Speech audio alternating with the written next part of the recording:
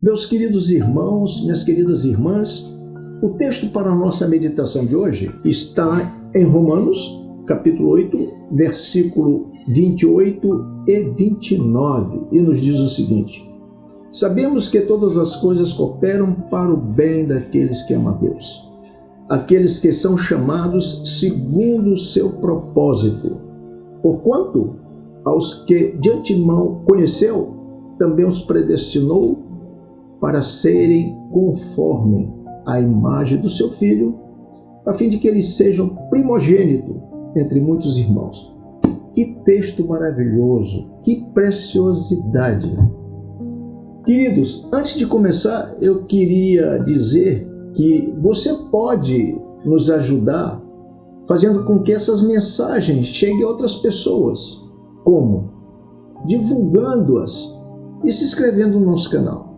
Faça isso, por favor, que você será um parceiro, um mensageiro do reino junto conosco.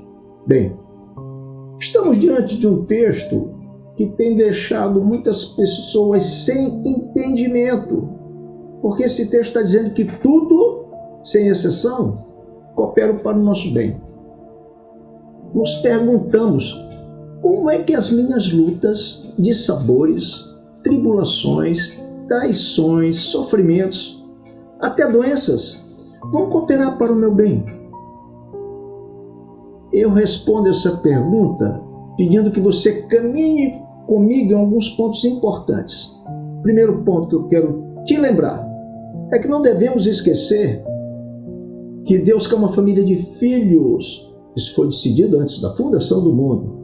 E nessa família de filhos que Deus está formando, tem duas características. A primeira é que Jesus Cristo é o primogênito entre muitos irmãos. E segunda característica é que essa família deve ser formada por representantes de toda tribo, língua, povo, raça e nação. O segundo ponto importante para entendermos esse texto de hoje é não esquecer que servimos a um Deus que é incompreensível.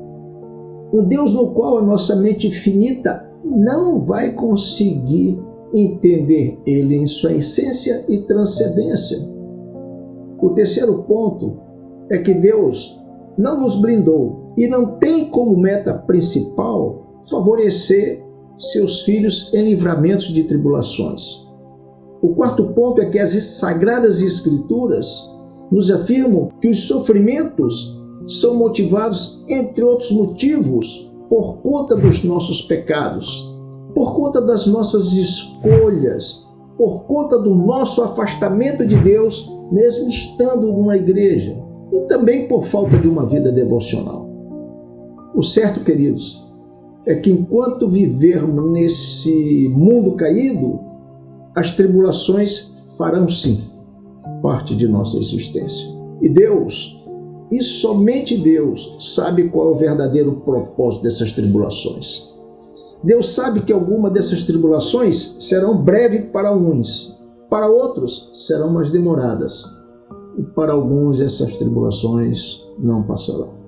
O importante também é não esquecer que, apesar de tudo, nós servimos a um Deus que é bom, que é um Deus misericordioso, que quer o nosso bem, como diz o Salmo 106, versículo 1. Mas você pode estar questionando e dizendo: eu recebi um diagnóstico de uma doença terrível. Como entender que essa situação vai cooperar para o meu bem? Eu te respondo. Meu irmão, o X dessa questão, preste atenção, é que, de fato, não sabemos o que é estar bem para Deus. Será que estar bem para Deus é eu estar em segurança, eu estar com emprego, eu estar numa perene paz, com uma família perfeita? Lógico que não. Mas o versículo 29 de Romanos, capítulo 8, nos faz entender o que é estar bem para Deus. Preste atenção. O versículo 28 nos diz que todas as coisas cooperam para o bem daqueles que foram chamados segundo o propósito de Deus. E o versículo 29 diz que esse propósito é que sejamos parecidos com Jesus Cristo. Aí está a resposta. Aí está o X da questão. Só estaremos bem para Deus quando buscarmos ficar parecidos com Jesus.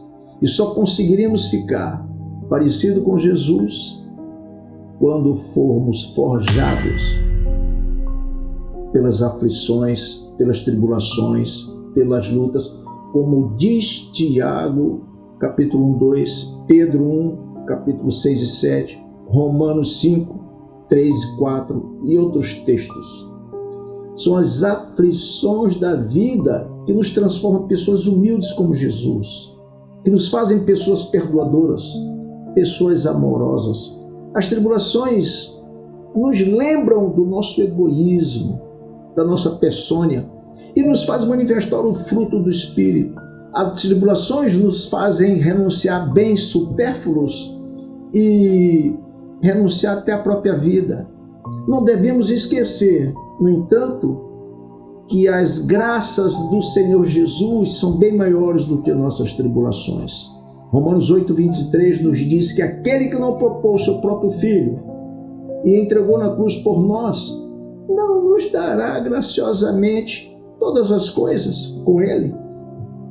Preste atenção, o Senhor não desampara os que o buscam. Assim sendo, não olhe para as ondas que se agigantam ao teu redor, como fez Pedro, mas olhe sempre para Jesus. Confia em Deus e que o Senhor te abençoe. Amém.